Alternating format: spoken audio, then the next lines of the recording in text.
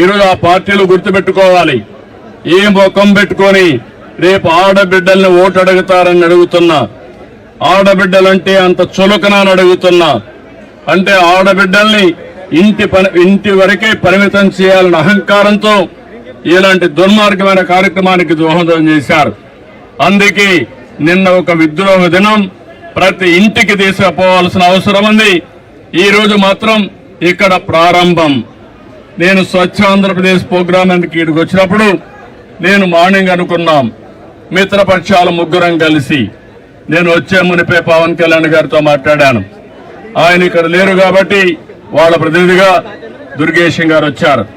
ఇంకో పక్క మాధవ్ గారు విజయవాడలో ఉంటే ఆయన కూడా వచ్చారు.